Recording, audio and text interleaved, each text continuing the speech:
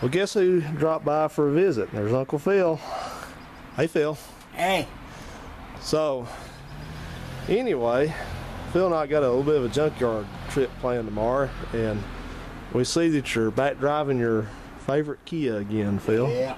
So, give us a short story. You know, when we last heard, it had the engine went south in it. The original engine or something went south, and then they put another engine in it. And that one went south. That the second engine didn't work out either. Nope. It was something. What was wrong with it? It was number 4 piston had no compression. That's pretty serious. Yep. Okay. So back it went to the service facility. We'll just call it the service facility. That's all we need to call it. And went back to the service facility for about another 2 weeks or whatever it took, and then week or whatever. So they had to locate another engine for it, a third engine that's been in it. And so now it's back running good again. Yep, it's running real good. Yeah, well, don't jinx it. Yeah. It's running pretty good. Yeah, right. You can take your pick right there. So, sorry for the dark video, but we've kind of both, I'm sure, had kind of a long day. I just got home not too long ago, and I was telling Phil that people ask me how I know when I reach a decision to do something, and I've reached one on this Volvo. I was just telling you, I said, I'm hanging it up, Phil. Call the Volvo dealer. That's right. Call the Volvo dealer. So, well, I'll give you the story now. So I drove this car. I've been driving it off and on since I got it. I've been hearing that. It's like NASCAR out here. Anyway, I've been driving this car since I got it, running pretty good. I put a set of tires on it, and see what I'm saying? If they're crazy down here, I tell you what they need to do. They need to put some of those real severe speed bumps in that they've been putting in over. Yeah. I don't know if they're trying to get my attention or your attention or what they're trying to do, Phil. Do you know what it is? Nope. I don't either. I wish somebody could explain it to me. I'd like to understand. Yeah, there you go. But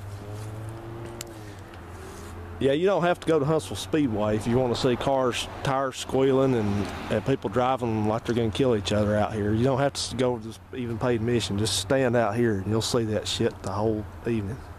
That's why I don't like where this is located. So anyway, back to the story. So I've been driving this thing off and on, and I decided this week, you know, I just got done with another repair on it, and I thought I'd just put it on the road and drive it this whole week and see how it did. And you know what? This bitch run fine the whole from Monday today until about 50 miles from home. I was just making my last stop, and all of a sudden it decides that it's going to idle at 3,000 RPM. And I would be surprised at that, or not surprised about that, if I had not ever been under the hood of this car monkeying with all the vacuum lines and checking them all and checking everything possibly there is to check. So I already fought with that once and got it resolved. You know, this thing wouldn't even hardly run right when I got it. It was so poorly maintained and everything. So anyway, I've done everything by the book and checked everything, and I just got, while I was waiting on you to get here, I checked it again. Thought maybe I broke a vacuum line or a wire had fallen off or something. You think that's what happened? I don't know. To make it idle that high, vacuum line could have busted. It didn't. I don't know what's wrong with it. To make it simple, I don't know what's wrong with it. That's the thing about these cars. You never know what's wrong with them. This thing, well, let me backtrack. We're going to the junkyard. Yeah, I'm going to buy another. I'm going to buy another couple, 3 or 4 parts for it to get real cheap and attempt maybe I can resolve it. But here's the thing with this. This car is so obsolete and so, I don't know what you say. I hate to say crude, but the fuel injection system, the computer system on this car doesn't even have a check engine light on it.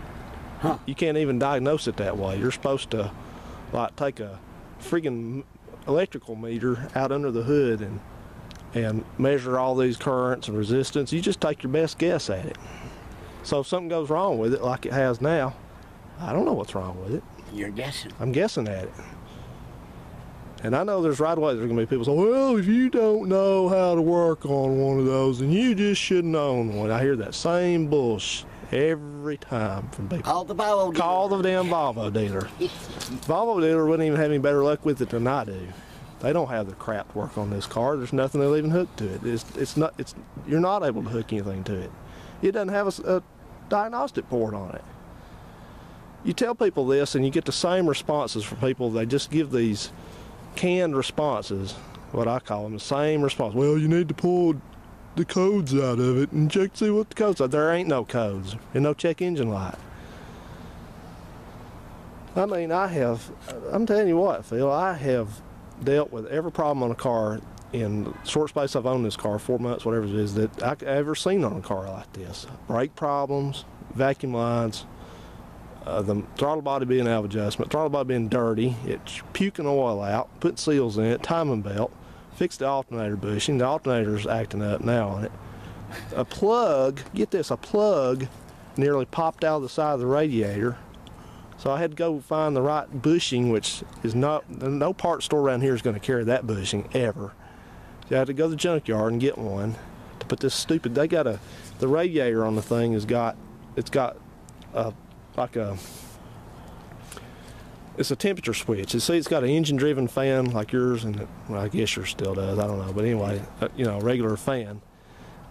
You can get bored of me talking, aren't you, Phil? You're drifting around over here. Yeah, well, it's a long story. I'm sorry you got to sit through it. But no, it ain't that. It's you told me so. The Volvo. Yeah, you told me so. Yeah. It's about like my Kia. Well, I don't think you don't have one major problem. This thing gets you by a lot of little problems. Yeah. You know. It's a big problem. Well, it's the whole engine. It's fixed now. Yep.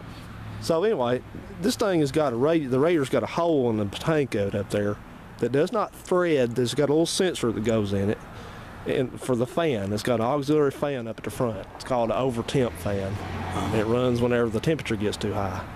You know, all this stuff is great in theory, and so a lot of traffic on this street, isn't there? If we stand here long enough, we'll see the floats come by, Phil. Santa Claus and all that. The parade will come right down this street right here. No, not really. So anyway, back to the story. So this thing has got, this plug doesn't screw in. It doesn't have a clip on the outside of it. All it is just you can't see it's getting dark, but trust me, a plug with no threads on it, just a bare cylinder. And it's got a little rubber grommet that pushes into the radiator, and then you push that plug in there, and that's how it's getting held in. It'd never pop out, would it, ever? No way that could ever come loose and pop out after 27 years. So if somebody had goobered it back in there and put tie wraps around it, which the tie wraps was a good idea because that actually keeps it from ever popping out. But so I don't know what's wrong with it now. It could be anything. It could be a air mass meter. It could be a throttle bypass, the air bypass. It's got tubes. See, this thing is so crazy that, on the throttle body, you have a little thing called an idle air control solenoid. It just basically lets the throttle stay closed all the way, but it permits a little bit of air around it so it'll idle. And that's why when you start it up in the morning, it goes, and drops back down. That's that little thing doing its job. Well, this one has one, but is it mounted on the throttle body up high like all the rest of just about everything else you'd see anywhere? No. It's down below. It's down below it and it's got a hose coming from the intake to the throttle body, runs down to that thing, physically down to it, and then comes through it and then loops way back up to the intake plenum up there. So this thing blows a little bit of oil through the intake system from it just does. They blow by a little bit of oil. Man. It's turbo and it's all. Blow by. Yeah. So guess where all that goop that comes through the system ends up at? If you have something that's high up here on this end and high up here on this end and then low in the middle, where do you think all that's going to accumulate? Low. Yes, right there in the damn idle air bypass motor. Yep. So that thing, I took my long nose pliers and pinched the hose off to it, and I could get it to idle back down to a normal speed. So, and it won't hardly start now. When you try to start it, it spins and spins like it's not going to start. I thought it was going to be stranded at the post office. So I said, "Just hell with it." I mean, there's people who love these things, and I can understand that. If you had time in your life and money in your life that you could just keep a car like this just to hope that you got 500 miles a year out of it without it driving you crazy, Yeah. it'd be okay. But to daily drive something like this, No. there's no way. I've put 20-something thousand miles on this little $800 Protege, and it does none of that bullshit. I mean, it sucks to drive it, you know, because it's just a, you know, skateboard, but I'll tell you what, I'll try my junkyard parts tomorrow, and if they fix it and it starts running right again, it'll stay. If it doesn't fix it, with just that amount of effort, it's out of here. It's gone. Bye-bye, Volvo. No more Volvos ever, of any kind. Not a 240, not a 850, not a V70, not a V90. Not even a 260. Not one of those old Amazons. None of them. I don't care if somebody wanted me to drop one of those rare coupes down here that they made. The coupe version of this was called a Bertone, a 780 Bertone. I don't care if somebody said, well, hey, I've got one, I'll just give it to you. No thanks. No thanks. As long as it says Volvo, you don't want it. When that old man that sold me this car, you know, his daughter's car, you know, I told you he called me. Said, do I want another one? I was like, yeah. No. It's like I've got a broken leg. Do I want another broken leg to go with it? Yeah. No. Do I want another Kia? No. Yeah. Yeah. Yeah. I tell you what, I mean, here's the thing. I've determined that you either go with a European car that has all this little minor bullshit always going wrong with it constantly, or you get the Japanese car that never has any of that. Right. And so yours really, to be fair about that, the reason your car went down is because the timing belt jumped Right. the first time, and that's whose was that? It was you. So then they said they tried to change the timing belt. When they did, the bolt broke off in the crankshaft. Yeah. So that would have been on you to fix that. That would have been another motor anyway, if that's what actually happened. Yeah, it is.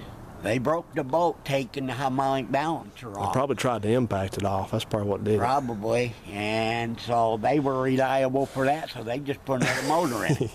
Yeah, they got to do it. And then though. they put a junky motor in it. Yeah, yeah. Well, the main thing that pisses me off about this car, even though it's so nice of an old car, is that every minute I have to spend dealing with something on this, I could be doing on something back here on something worthwhile. Yep. So I'll just suffer. Well, I don't consider it suffering. This is a decent car, so I like this one. I guess I'll put a couple tires on it and get the party started again. Yep. And hold out for some cash on this. You know, Robert, our buddy Robert out there we met, he loves these. Well, he doesn't have any. He's got one of these, but I think even him, if he had this car with its issues, I think he, like he says he needs to get it into the hands of somebody who will appreciate it. Yeah. I understand that. I know what that means. Mm-hmm. It means I don't want its problems. Yeah. So anyway, we're going to the junkyard tomorrow. So tonight we're going to just hang out here at the house, so you didn't have to drive in the morning so far, and go get us a little bite to eat, and maybe do a little bit of shopping and stuff, and for a couple things I need. And you got any comments to add to everybody? No. Just have a Merry Christmas. Well, yeah, we hope so. You know, I've been off YouTube still off YouTube. I ain't even been on posting any videos. I've been answering comments from my tablet. Uh-huh. But I'm in the middle of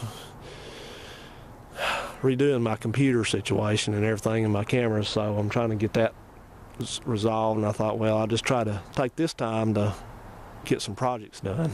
Yeah. Well. Okay, so we're ready to go in, aren't you? Yeah. All right. Okay, guys. Well, we're over now. See ya. Thanks for watching. See you, Phil. See ya.